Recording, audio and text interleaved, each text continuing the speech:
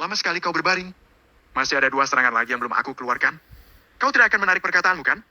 Yushang menepuk tangannya dengan wajah menghina di hadapan Fei Qiang. Uhuk, uhuk, uhuk. Fei Qiang kesulitan bernapas.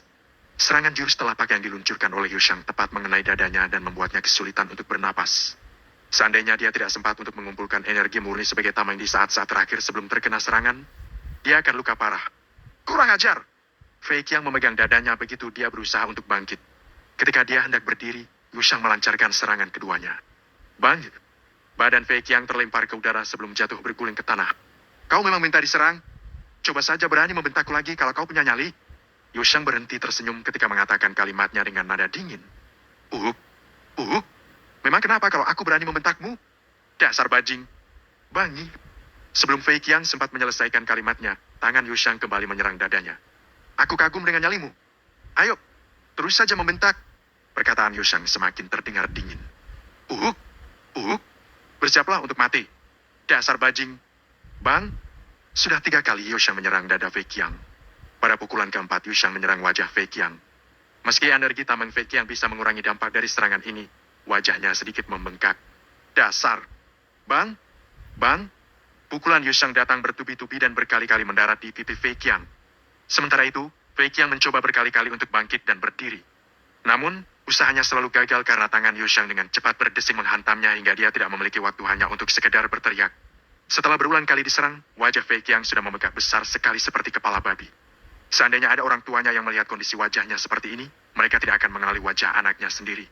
Di saat seperti ini, Fei Qiang hanya bisa memekik dalam hati karena setiap dia mencoba untuk bangun dan melakukan perlawanan, Yushang muncul di hadapannya dan langsung menyerangnya. Fei Qiang tidak memiliki kesempatan untuk membalas. Sekarang dia menyadari kalau Yushang, yang selalu diremehkan olehnya ternyata memiliki kekuatan yang bisa membuatnya ketakutan. Semua yang melihat tampak tercengang. Yushang terus-menerus melancarkan serangan dengan menggunakan telapak tangannya. Setiap kali Yushang menyerang, hati mereka ikut berdebar seolah serangan tangan itu mengenai diri mereka sendiri. Mereka mulai meraba wajah masing-masing dan hawa panas terasa menempel di muka. Wan Yuan tidak mengutarakan sepatah kata pun, tapi wajahnya sudah berubah menjadi merah padam. Cara Yushang menampar pipi Fei Qiang dianggap seperti sebuah tamparan yang dilayangkan pada dirinya sendiri.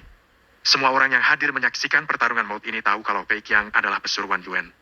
Fei Qiang, cepat, gunakan jurus penangkap tangan. Wan Yuan sudah tidak bisa duduk diam. Dia berteriak keras. Ratusan orang yang ada di sana menoleh ke arah tempat suara berasal. Wan Yuan sekarang menjadi pusat perhatian. Yushang juga ikut melihatnya. Dia menghentikan pukulan-pukulannya kepada Fei Qiang. Diam. Ini pertarungan maut. Siapa yang menyuruhmu untuk berteriak? Tetua Huyan menoleh dan memandang Wan Yuan dengan tatapan dingin. Ditatap seperti itu oleh orang yang memiliki kekuatan di tingkat penggabungan jiwa membuat Wan Yuan kesulitan bernapas. Guru Huyan, bukankah tindakan seperti itu dianggap sebagai pelanggaran di perguruan ini? Dengan nada tenang, Yushang bertanya. Tetua Huyan kebingungan. Meski Wan Yuan masih berada di level bumi, dia memiliki potensi yang sangat bagus. Ditambah lagi, ayahnya Wan Donghai mempunyai banyak kenalan orang-orang besar, maka dia tidak bisa ceroboh dalam menjatuhkan hukuman. Walaupun begitu, Wan Yuan jelas-jelas sudah melakukan pelanggaran.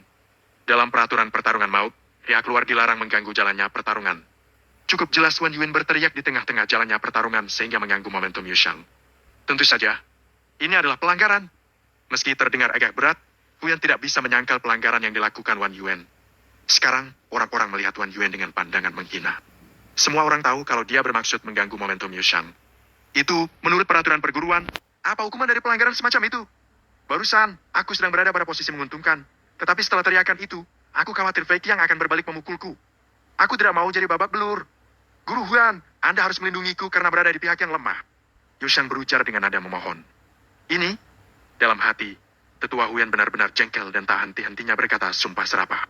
Semua orang bisa melihat dengan jelas bahwa Fei Qiang sama sekali tidak memiliki kesempatan untuk membalas pukulan-pukulan Yushang. Di mana letak ketidakberuntungan Yushang?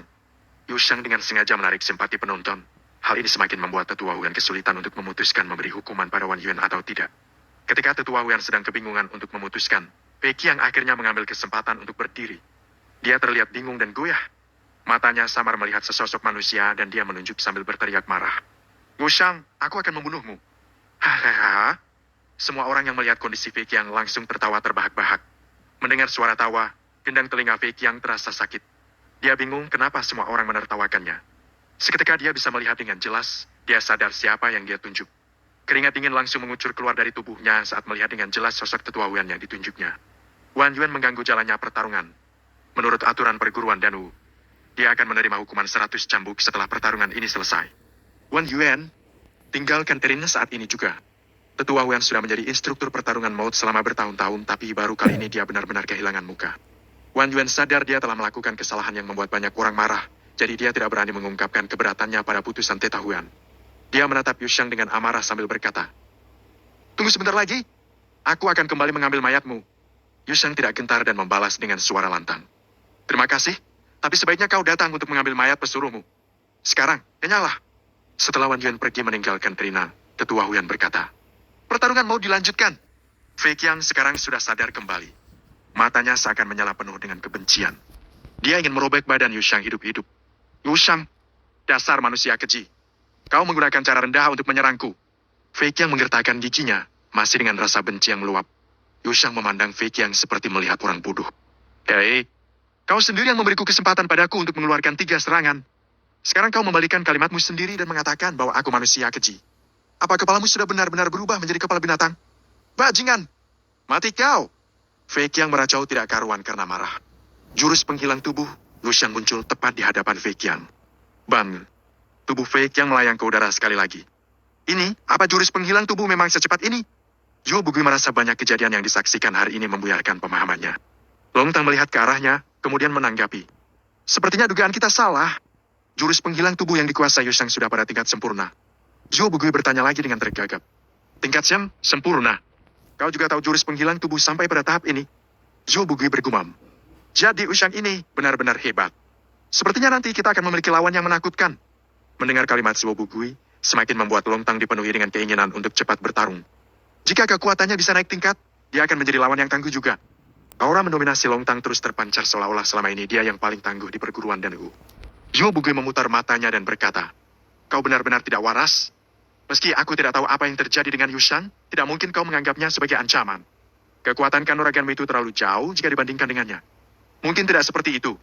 Apa kau masih percaya jika Yu Shang berhasil menaikkan kekuatannya menjadi 2 tingkat lebih tinggi dari sebelumnya karena bantuan ayahnya?" Zhou Bugui menggelengkan kepalanya.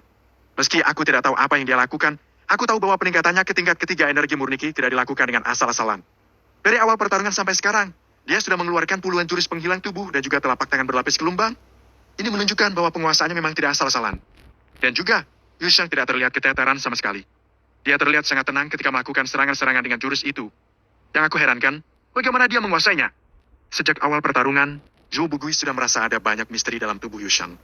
Banyak yang terjadi dengan Yu Shang melampaui pemahamannya. Meski begitu, Zhou Bugui tidak menganggap Yu Shang sebagai lawannya karena kekuatan pemuda itu jauh di bawahnya. "Sepertinya, Yu Shang memiliki banyak rahasia yang tidak kita ketahui. Aku rasa dia akan menjadi musuh berat bagi kita nanti," sahut Long Tang. Sekarang Yu Shang melihat Fei Qiang yang masih terkapar di tanah. Dia berkata dengan nada dingin, "Aku tidak peduli kau mau menggertakku lagi, tapi jangan pernah bawa nama orang tuaku. Aku tidak akan membiarkanmu. Kalau kau masih punya nyali, coba ucapkan gertakan yang lain. Karena ketika aku menyerangmu, serangan itu akan jauh lebih buruk." Fei Qiang mencoba bangkit dengan susah payah. Dia menggelengkan kepalanya yang sudah bengkak dan mengulas senyum licik. "Haha, lakukan saja. Aku tidak takut dengan serangan jurus telapak tangan berlapis gelombangmu. Lagi pula itu hanya gelombang lapis pertama, aku tidak akan mati meski kau menyerangku lagi. Sekali tenagamu habis terpakai untuk menggunakan jurus itu, kaulah yang akan mati. Jadi, aku akan tetap menggertakmu." "Dasar bajingan! Bajingan! Bajingan! Ayo pukul!" Kali ini Fei Qiang sudah membuat perhitungan. Ketika dia berbicara, dia sudah bersiap-siap mengumpulkan energi untuk melancarkan serangan jurus penangkap tangan kapanpun diperlukan. Dia tahu dia tidak bisa menandingi teknik pergerakan Yu Shang, jadi dia memilih untuk bertahan saja. Selama dia berhasil menguras tenaga Yu Shang, maka dapat dipastikan pemuda itu yang akan mati duluan. Namun, kali ini Yu Shang tidak terpancing untuk langsung menyerang. Dia justru hanya melihat Fei Qiang dan tersenyum. Senyuman yang menyimpan niat jahat. Semua murid yang menyaksikan dari bangku penonton tanpa sadar gemetar ketakutan. Tetua Huyan memicingkan matanya. Dia tahu Yu Shang benar-benar marah. Serangan selanjutnya yang akan dikeluarkan pasti akan sekuat guntur. Tetua Huyan mulai mengantisipasinya. Yu Shang hari ini sudah banyak mengejutkannya. "Hah? Bagus. Kau benar-benar punya nyali? Aku datang. Siapkan saja jurus penangkap tanganmu dengan benar." Yu Shang tersenyum lebar. Fei Qiang menyadari matanya tidak bisa melihat Yu Shang dengan jelas. Dengan cepat dia tahu ada yang salah. Dia mengeluarkan jurus penangkap tangan tanpa ragu lagi, berharap jurus ini bisa memperlambat gerakan Yu Shang. Namun, semuanya sia-sia. Yushang sudah ada di hadapannya dengan tangannya yang siap melakukan serangan, sama seperti sebelumnya. Jurus telapak tangan berlapis gelombang. Gelombang lapis kedua. Tubuh Fei Qiang terlempar jauh ke udara seperti layang-layang yang terputus dari benangnya. Hug! Seketika tubuh itu mendarat di atas tanah, darah muncrat dari mulutnya. Fei Qiang mengalami luka dalam yang sangat parah. Gelombang lapis kedua, Yushang menguasai gelombang lapis kedua. Bagaimana bisa? Hanya dalam waktu 3 hari. Zhou Bugui benar-benar tidak percaya dengan apa yang dia saksikan saat ini. Meski kekuatan dari gelombang lapis kedua ini hanya 4 kali lipat lebih kuat dari lapis pertama, namun kekuatan yang diperlukan untuk menguasainya bukanlah perkara gampang. Apa Yushang ini manusia? Meski Long Tang tidak berbicara, dia juga sama terkejutnya seperti Zhou Bugui. Menguasai gelombang lapis kedua dalam waktu 3 hari adalah hal yang paling mustahil yang tidak berani dia bayangkan. Ke-34, rencana di ujian tanpa akhir. Apa yang sebenarnya terjadi dengan Yushang? Kenapa dia bisa menjadi sangat hebat seperti itu? Yushang tidak terganggu dengan reaksi terkejut yang ditunjukkan orang-orang. Dia berjalan pelan ke arah Fei Qiang. Kau bilang aku tidak bisa membunuhmu. Kau pikir kau siapa? Kau itu tidak lebih hanya pesuruh Wan Yuan? Ucap Yushang dengan nada dingin. Fei Qiang ingin mengatakan sesuatu namun yang keluar hanyalah darah dari mulutnya. Dengan kondisi Yushang saat ini, lapis kedua mampu meluluhlantakkan tameng energi Fei Qiang. Yushang tadi memang sengaja mengarahkan tangannya untuk menghancurkan tameng energi itu. Yushang sama sekali tidak menahan serangannya yang mengenai organ dalam Fei Qiang dan juga memecah titik jantungnya. Sebenarnya, sudah lama Yushang ingin menghukum mati Fei Qiang karena orang inilah yang menyebabkan Yushang belum mati karena racun. Uhuk, uhuk, uhuk. Yushang, jika aku menjadi gentayangan, aku tidak membiarkanmu hidup dengan tenang. Ujar Fei Qiang sambil menahan sakit. Dan aku akan memastikan kau tidak akan bisa jadi arwah gentayangan. Yushang menjawab dengan memberikan pukulan lagi ke badan Fei Qiang. Akhirnya, pemuda ini meninggal. Dari awal pertarungan sampai akhir, dia tidak memiliki kesempatan untuk menyerang Yushang sama sekali. Di area penonton, semua orang kaget dengan apa yang ditunjukkan oleh Yushang di arena pertandingan. Murid yang dikenal sebagai peringkat terakhir selama 1000 tahun ini memberikan banyak sekali hal tak terduga hari ini. Dia berhasil mengeluarkan serangan jurus penghilang tubuh dengan sempurna dan jurus telapak tangan berlapis gelombang, lapis kedua. Pertarungan maut. Fei Qiang mati, Yushang menang. Tetua Huyan akhirnya mengumumkan hasilnya setelah pulih dari keterkejutannya. Yushang membungkuk ke arah Tetua Huyan. Anda telah bekerja dengan baik, Guru Huyan. Yushang kemudian membungkuk lagi ke arah penonton dan mengucapkan banyak terima kasih. Aku ucapkan terima kasih kepada semua murid senior atas dukungannya. Terima kasih karena kalian semua tahu bahwa aku, Yushang, seorang murid junior di perguruan ini, masih kekurangan banyak sekali pil energi murniku untuk meningkatkan kekuatanku. Aku benar-benar terharu dengan bantuan kalian semua. Aku harap kalian semua segera memberikan pil itu dan tidak membuat aku harus menemui kalian satu persatu untuk menagih pil taruhan. Jika itu sampai terjadi, aku rasa akan terlihat tidak baik. Para penonton yang sedari tadi masih terkejut dengan hasil pertandingan, sekarang langsung menjadi marah karena merasa dihinakan. Inikah tabiat asli Yushang? Apa yang dia katakan jelas sebuah ancaman tanpa basa-basi. Yushang ini menarik sekali. Tidak mungkin dia kekurangan pil energi murni dengan ayah seperti Yuang di belakangnya. Zhou Bugui tertawa keras melihat penampakan Yushang yang seperti pedagang miskin. Perjalanan ini tidak sia-sia. Ayo, Long Tang berkata acuh. Tidak sia-sia. Sepertinya perguruan dan Wu ke depannya akan lebih menyenangkan. Di kamar Wan Yuan. Yushang, kalau aku sampai tidak bisa merobek rebuk tubuhmu, rasa benci ini tidak akan hilang. Wan Yuan terbaring di tempat tidur dengan bekas luka cambukan di punggungnya. Dia mendengar berita bahwa Fei Qiang meninggal dalam pertarungan maut. Seketika, kebenciannya pada Yushang muncul. Dalam keadaan terluka seperti ini, Wan Yuan masih menerima hukuman cambuk. Hal ini membuat kebenciannya pada Yushang semakin menjadi.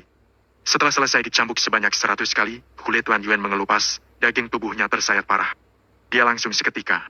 Wan Yuan sudah menelan 2 pil pemulih kekuatan kualitas tinggi yang dengan cepat menyembuhkan luka-luka di badannya. Untuk benar-benar sembuh, diperlukan waktu sekitar 7 atau 8 hari.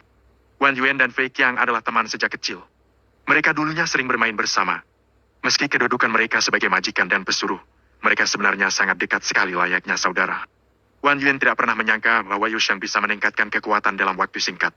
Dia mampu membunuh orang yang berada di tingkat kelima energi murni dengan kekuatannya yang masih berada di tingkat ketiga. Seandainya Wan Yuan tahu ini semua, dia tidak akan mengirim Fei Qiang pergi bertarung dan mati sia-sia seperti itu. Liu Ruoshui masuk ke ruangan dengan anggunnya ketika Wan Yuan masih berkubang dengan kebenciannya terhadap Yushang. Kakak Wan, tolong berhentilah berkabung seperti ini. Yushang benar-benar licik. Dia menjebak Fei Qiang dengan cara yang hina. Liu Ruoshui menunjukkan wajah duka, membuatnya terlihat pantas dikasihani. Wan Yuan belum bisa bangun dari tempat tidur. Dia sangat tersentuh dengan kedatangan Liu Ruoshui untuk menjenguknya. Terima kasih adik Liu. Aku benar-benar ceroboh. Ayahku bertahun-tahun bertarung dengan Yu Hang dan aku sendiri juga melakukan hal yang sama dengan Yushang. Selama ini aku kira, aku sudah memahaminya dengan baik. Aku merasa dia sama sekali tidak becus. Aku tidak pernah menyangka kalau Yushang ternyata menyembunyikan kekuatannya selama ini. Wan Yuan mengatakan kalimat-kalimatnya dengan nada kebencian. Liu Ruoshui menyahut. Iya, kita memang salah menilainya. Ternyata dia berpura-pura lemah supaya bisa mengecoh kita semua. Aku rasa insiden keracunannya dulu membuatnya sangat marah. Itu kenapa dia merencanakan semua ini. Dia sengaja menjebak Fei Qiang untuk memakan umpan yang dia berikan. Wan Yuan menggertakkan giginya sambil berkata, Wushan, salah satu di antara kita harus mati. Kekuatannya meningkat dengan cepat. Aku tidak bisa membiarkan ini terjadi.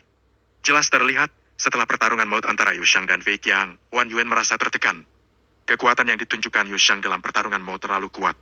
Jika dia membiarkan Yushang lebih lama lagi, orang itu mungkin berhasil menakutinya. Liu Ruoshui setuju dengan perkataan Wan Yuan. Kakak benar, Yushang itu licik dan dia juga punya niat tersembunyi. Kakak Wan harus cepat mencari cara untuk bisa menghadapinya. Liu Ruoshui dan Wan Yuan berada pada situasi yang sama. Sebelumnya, gadis ini ikut merencanakan kematian Yushang sehingga kali ini Yushang pasti tidak akan membiarkannya tenang. Itulah kenapa dia pergi menemui Wan Yuan agar Wan Yuan mencari cara untuk melawan Yushang. Perguruan tidak memperbolehkan murid untuk melakukan perbuatan seperti ini. Jika sampai ketahuan, kita akan mendapatkan hukuman. Dahi Wan Yuan berkerut begitu dia mengucapkan kalimatnya. Kenyataannya, meski murid diperbolehkan untuk membalas perlakuan murid lain, Wan Yuan tidak yakin jika dia mampu membunuh Yushang. Dengan menguasai jurus penghilang tubuh secara sempurna, membuat Yushang berada di posisi tidak terkalahkan. Apa kau lupa kalau 1 bulan lagi akan ada ujian tanpa akhir? Sebuah suara tiba-tiba terdengar, sehingga membuat Wan Yuan dan Liu Ruoshui ketakutan. Dia adalah Su Yishan, salah satu dari 10 murid paling hebat peraih gelar kehormatan bela diri. Kakak Su, maafkan aku. Aku sedang terluka, jadi tidak bisa menyambutmu dengan baik. Wajah Wan Yuan menyeratkan rasa bersalah. Liu Ruoshui juga tidak berani mengabaikan Su Yishan. Dia berdiri kemudian memberikan salam. Aku menghadap pada kakak Su. Su Yishan hanya melihatnya sekilas tanpa mengucapkan sepatah kata pun. Dia kemudian duduk di samping mereka layaknya di rumah sendiri. Kakak Su, tadi Anda bilang ujian tanpa akhir. Benar. Kenapa aku tidak berpikiran sampai ke situ? Wan Yuan menjadi semangat. Dia bangkit tanpa mempedulikan luka-lukanya. Wajahnya tiba-tiba tidak menunjukkan kesakitan. Di sampingnya, Liu Ruoshui juga ikut senang. Dia paham apa yang dikatakan Su Yishan. Ujian tanpa akhir yang diadakan di hutan tanpa akhir adalah tempat yang ideal untuk membunuh Yushang. Su Yishan berujar dengan tenang. Ke-35, menolak hukuman guru cantik.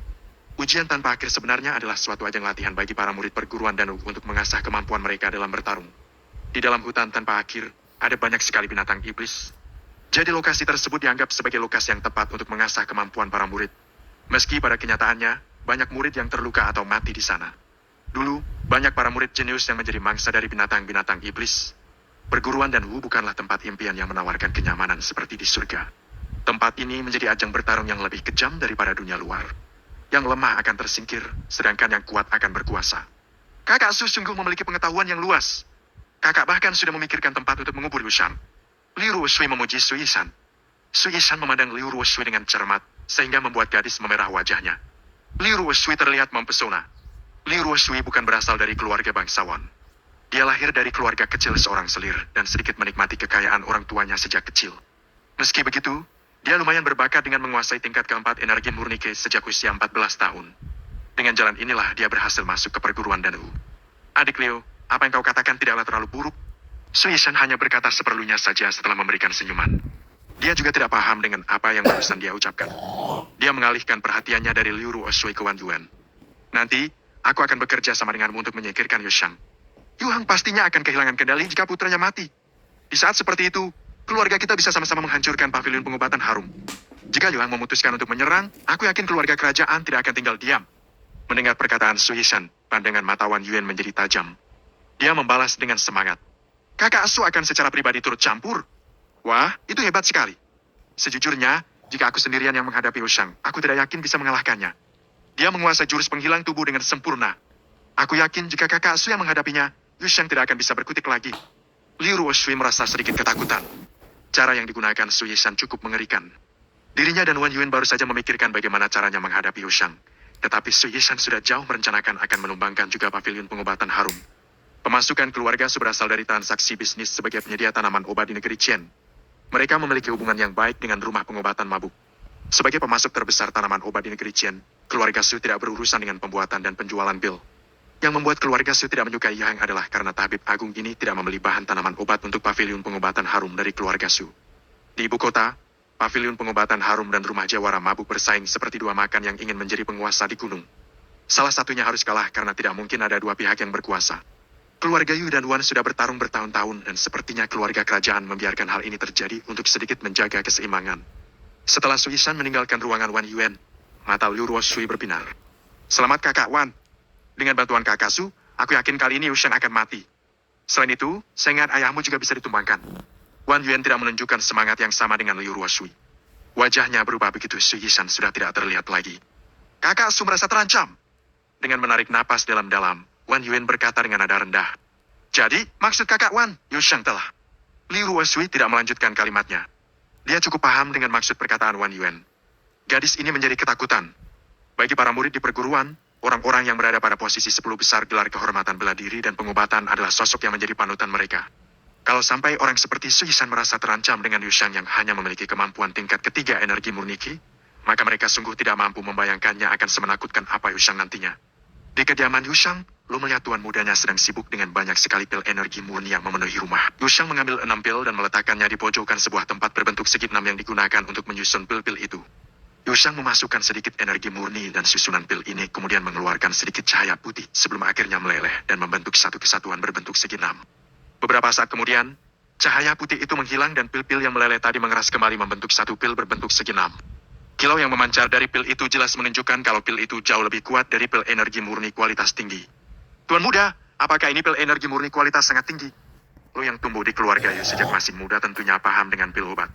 Pil energi murni kualitas sangat tinggi keberadaannya sangat langka. Yuhang hanya bisa membuat satu pil jenis ini jika kondisinya sedang prima. Sekarang, Yushang dengan gampangnya melebur 6 pil energi murni kualitas tinggi menjadi satu kualitas sangat tinggi. Apa yang dilakukannya seperti sulap. Terlalu luar biasa. Yushang mengambil pil itu dan menaruhnya dalam botol obat. Tidak terlalu buruk. Pil ini bernama pil 6 jajaran bintang. Susunan khusus yang digunakan untuk mengambil dan menyempurnakan khasiat pil obat berkualitas rendah. Lu mendapati apa yang baru saja Yushang lakukan terlalu sulit untuk dipahaminya. Tuan muda memang hebat. Pujinya tanpa henti. Sehari setelah pertarungan maut, Yushang mengikuti kelas teori pengobatan. Fang Yuqing adalah guru yang mengajar pelajaran ini di kelas. Dia dikenal sebagai guru paling muda di perguruan dan Wu yang memiliki kecantikan yang bisa membuat banyak murid lelaki mengejarnya. Kelas teori pengobatan yang diisi oleh Fang Yuqing selalu penuh dibandingkan dengan kelas guru-guru lain. Murid-murid yang mengikuti pelajarannya akan begitu terpesona dengan tidak henti-hentinya memandang Fang Yuqing. Kelas yang seharusnya tidak menarik menjadi terasa menarik bagi mereka. Meski begitu, Yushang tidak terlihat antusias mengikuti kelas ini. Sekarang dia tertidur lelap di dalam kelas. Tadi malam, dia menggunakan banyak sekali energi murninya untuk mengambil dan menyempurnakan pil energi murni kualitas sangat tinggi. Sekarang dia kelelahan. Setiap tabib kelas atas memiliki kemampuan sebagai seorang ahli pelebur pil. Yushang tentu saja adalah salah satu tabib kelas atas, sehingga tidak mengherankan kalau dia bisa melakukan peleburan pil. Meskipun pil 6 jajaran bintang bukanlah termasuk peleburan tingkat tinggi, proses mengambil intisari dan penyempurnaan dari ribuan pil energi murni Qi cukup membuat Yushang kelelahan. Malam ini pekerjaannya akan dilanjutkan lagi, jadi tidak heran jika dia sekarang tertidur di kelas. Sifat dari teratai 7 bintang adalah air dan dia juga memiliki sifat yen. Biasanya tumbuhan ini bisa ditemukan di danau jiwa. Tanaman ini bisa digunakan untuk membuat. Fang Yuqing melempar kitab intisari tanaman obat ke atas meja dan melanjutkan menjelaskan tanpa melihatnya. Dia sudah hafal betul isi kitab tersebut. Fang Yuqing berjalan santai mengitari kelas sambil menjelaskan pelajaran. Setiap mata murid mengikuti gerak tubuhnya. Sesaat kemudian, Fang Yuqing mengerutkan dahi dan berhenti menjelaskan. Semua murid tahu bahwa Fang Yuqing sedang kesal. Mereka mengikuti arah pandangan Fang Yuqing ke arah seorang murid yang menelungkupkan badannya di atas meja. Mulutnya menetesan air liur. Semua orang menatap Yushang dengan sinis. Sayangnya, Yushang tidak merasakan kebencian yang ditujukan padanya. Dia sudah terlelap di alam mimpi. Fang Yuqing mengangkat tangannya dan dengan santai melempar 2 tembakan bila angin. Bang! Kursi meja yang ditumpu oleh Yushang seketika patah dan mejanya ambruk ke tanah. Yushang langsung terbangun begitu tumpuannya hilang. Dia hampir saja terjatuh. Untungnya dia mampu untuk bergerak cepat, sehingga dia berhasil menyeimbangkan dirinya. Ada apa? Yushang masih tidak sadar dengan sekelilingnya. Dengan cepat dia mengetahui ada yang aneh karena semua murid memandangnya dan guru cantik Fang Yuqing sedang berdiri di depannya dengan ekspresi galak. Yushang langsung tahu apa yang barusan terjadi. Guru Fang. Anda tahu kan kalau aku kemarin menyelesaikan pertarungan maut yang menguras tenaga. Kekuatanku belum pulih sepenuhnya, jadi aku benar-benar mengantuk. Yushang mencoba tertawa untuk mencairkan suasana. Fang Yuqing tidak mengenal Yushang, namun dia sudah mendengar tentang pertarungan maut yang ramai dibicarakan banyak orang kemarin. Begitu mendengar penjelasan Yushang, raut wajah Fang Yuqing agak melunak. Meski begitu, tertidur di kelasnya adalah tindakan yang tidak bisa ditoleransi. Oh, jadi kau Yushang? Ya, aku Yushang. Jangan main-main di kelasku. Ah, benar. Guru Fang, aku mengaku salah. Aku akan lebih serius di kelas. Baik, karena kau bilang kau ketiduran karena pertarungan maut, aku bisa mengerti. Yushang pikir Fang Yuting tidak memperpanjang persoalan tidurnya. Dia salah. Guru itu justru mengganti topik. Di perguruan Danwu, ilmu pengobatan sama pentingnya dengan ilmu bela diri. Kelas teori pengobatan adalah fondasi dari Dao ilmu pengobatan. Orang seperti kau yang suka tidur-tiduran di kelas hanya akan menyusahkan masa depanmu sendiri. Yushang benar-benar minta maaf. Guru Fang, aku mengaku salah. Aku tidak akan tidur lagi di kelas Anda. Tidak hanya di kelasku, tapi juga di kelas-kelas lain. Sekarang cepat tulis ulang kitab intisari tanaman obat sebanyak 10 kali. Aku akan memeriksanya di pertemuan selanjutnya. Fang Yuting memerintah Yushang dengan nada santai. Hah? 10 kali? Yushang terkejut. Kitab intisari tanaman obat merupakan penyederhanaan dari kitab intisar tanaman obat yang ditulis oleh ahli pengobatan legendaris dari generasi Yushang sang tabib kaisar bernama Li Suzhen. Kitab itu menjelaskan garis besar sistem penggunaan segala jenis tanaman obat. Meskipun kitab ini dikatakan versi sederhana, tetap saja kitab itu masih sangat tebal. Menulis ulang kitab ini sebanyak 10 kali adalah hal yang menakutkan. Yushang mengenal penulis kitab ini karena Li Suzhen adalah murid dari ayahnya. Yushang, aku akan menghajar si sialan itu setelah aku berhasil kembali ke negeri kayangan. Aku akan mengajarinya apa saja yang perlu ditulis, supaya dia tidak membuat kitab setebal ini. Yushang bergumam dalam hati. Betul, 10 kali. Apa kau keberatan? Fang Yuting merasa bahwa sikap Yushang ini tidak bisa ditoleransi. Dia juga ingin memberikan peringatan bagi murid yang lain. Ya, aku keberatan. Yushang berkata dengan keras. Fang Yuting tentu saja langsung terkejut mendengar jawaban Yushang. Begitu juga dengan para murid lain. Untuk kali pertama Fang Yuting dibantah oleh seseorang selama dia mengajar di perguruan. Dan orang yang membantahnya adalah seorang lelaki. Yang lebih mengejutkan lagi, seorang murid lelaki. Penjelasan dalam kitab ini terlalu gampang. Jadi buat apa menulis ulang hal semacam ini? Bukankah lebih baik jika waktu ini kita gunakan untuk meracik 2 tungku pil obat? Yushang benar-benar menolak. Sekarang, Yushang tidak punya banyak waktu. Jadi dia tidak mau menggunakannya untuk hal-hal yang tidak berguna. Gampang. Fang Yuting sangat marah mendengar kalimat Yushang hingga dia mulai tertawa. Bagaimana bisa si berandalan Yushang ini meremehkan kitab intisari tanaman obat padahal dia belum bisa disebut seorang murid ilmu pengobatan. Ke-30